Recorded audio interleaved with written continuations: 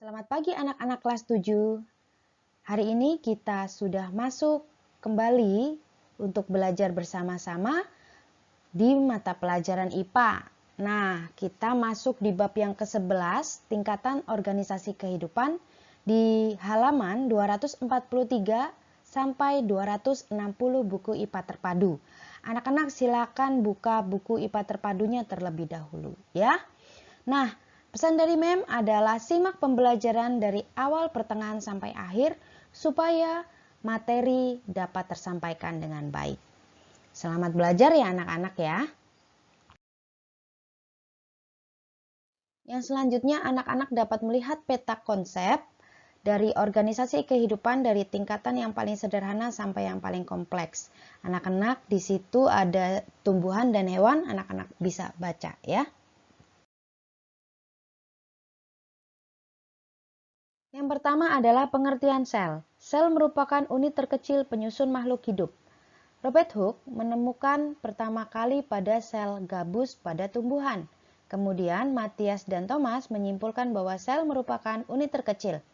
Setiap sel terdiri dari cairan yang disebut sitoplasma, membran, serta inti nukleus atau bahan inti. Berdasarkan ada tidaknya membran yang melindungi nukleus, sel dibagi menjadi prokariotik, merupakan sel yang memiliki membran nukleus, misalnya bakteri dan alga biru. Eukariotik merupakan sel yang nukleusnya memiliki membran, misalnya hewan dan tumbuhan. Prokariotik dan eukariotik memiliki ukuran yang sangat kecil, yaitu sekitar 4-20 mikrometer. Masih dalam pengertian sel, seperti yang tadi dikatakan, sel merupakan unit terkecil penyusun makhluk hidup. Beberapa organisme bersel tunggal atau organisme bersel banyak. Organisme bersel tunggal contohnya bakteri dan protista. Seluruh kegiatan hidup dilakukan oleh sel itu sendiri.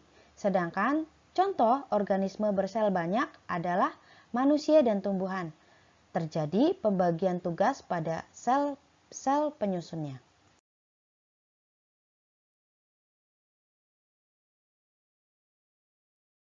Selanjutnya adalah struktur sel. Secara umum, sel tersusun dari membran plasma, sitoplasma, inti sel, dan organel-organel. Organel merupakan bagian sel yang berfungsi khusus. Selanjutnya adalah membran sel. Membran sel tersusun atas fosfor, lemak atau lipid, karbohidrat, dan protein. Membran sel berfungsi sebagai pengatur lalu lintas keluar masuknya suatu zat pada suatu sel, pelindung sel, reseptor dari rangsangan luar, dan tempat berlangsungnya reaksi kimia. Membran sel bersifat semi-permeable, artinya membran sel hanya dapat dilewati oleh zat tertentu. Sitoplasma merupakan cairan sel. Sitoplasma mengandung berbagai macam zat, diantaranya protein, lemak, karbohidrat, zat-zat organik, enzim, vitamin, dan hormon. Sitoplasma berfungsi sebagai tempat berlangsungnya reaksi metabolisme sel, karena organel sel terdapat di sitoplasma. Nah, cairan yang bening itulah yang bernama sitoplasma ya anak-anak, yang ditunjuk oleh tanda panah.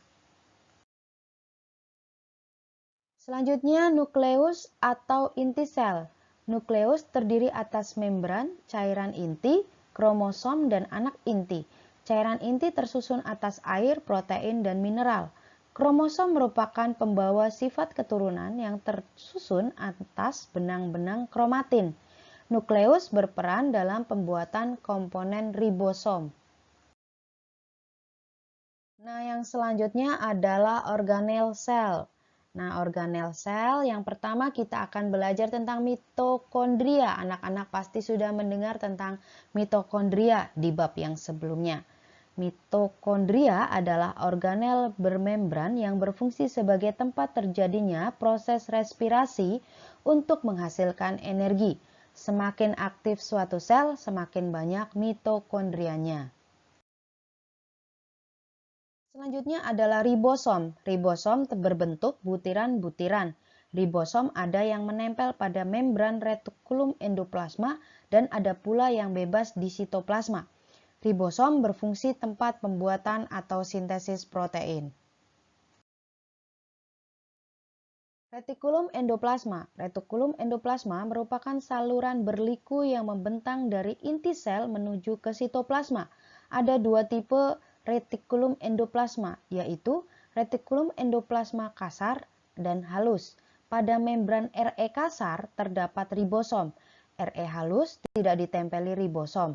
RE berfungsi untuk membantu metabolisme protein, lemak, dan karbohidrat. Jadi retikulum endoplasma itu kadang-kadang kita singkat menjadi RE ya. Yang selanjutnya adalah badan Golgi. Badan Golgi berbentuk seperti kumpulan kantong yang bertumpuk-tumpuk. Badan Golgi berfungsi tempat terjadinya proses sekresi dan metabolisme sel. Lisosom. Lisosom merupakan organel berbentuk kantong yang berisi enzim pencernaan. Lisosom berfungsi untuk mencerna zat sisa makanan atau zat asing. Jika lisosom pecah, enzim di dalamnya akan mencerna atau menghancurkan organel sel dan akibatnya sel akan mati.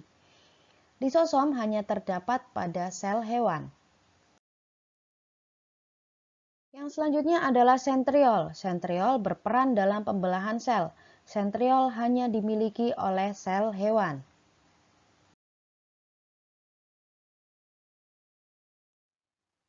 Vakuola. Vakuola berarti ruangan sel. Pada tumbuhan yang sudah tua, vakuola berukuran besar dan berisi cadangan makanan. Sedangkan pada sel hewan, vakuola berukuran kecil. Pada protozoa terdapat dua jenis vakuola, yaitu sebagai berikut. Vakuola makanan berfungsi untuk mencerna makanan. Vakuola kontraktil berfungsi mengeluarkan zat sisa dan mengatur keseimbangan air dalam sel. Yang selanjutnya adalah plastida. Plastida hanya terdapat pada tumbuhan. Plastida mengandung pigmen tertentu. Contohnya kloroplas. Kloroplas merupakan plastida yang berwarna hijau karena memiliki klorofil dan berperan dalam proses fotosintesis.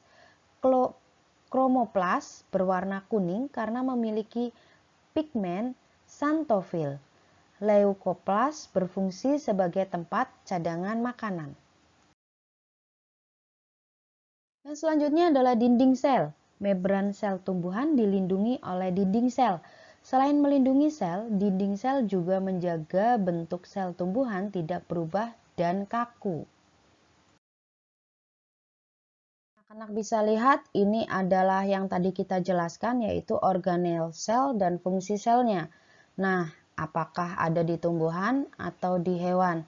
Anak-anak bisa lihat ya, dari yang nukleus sampai sentriol. Jadi ada beberapa yang di hewan ada, tapi di tumbuhan tidak ada, atau sebaliknya. Nah, dari yang tadi kita pelajari tentang sel, ada beberapa perbedaan antara sel tumbuhan dan sel hewan. Antara lain, sel tumbuhan memiliki dinding sel vakuola yang ukurannya besar, plastida dan plasmodesma. Sedangkan pada sel hewan tidak memiliki organel-organel yang tadi Mem sebutkan. Namun, pada sel hewan memiliki lisosom, sentrosom, sentriol dengan flagella.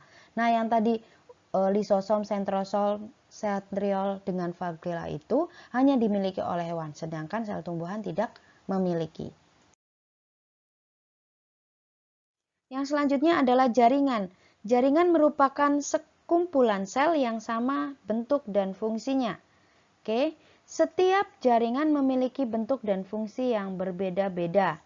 Nah, di sini kita akan belajar dua jaringan, yaitu jaringan hewan dan manusia. Terus yang kedua adalah jaringan pada tumbuhan. Nah, jaringan hewan dan manusia, yang pertama macamnya adalah jaringan otot. Nah, anak-anak bisa lihat di halaman 248.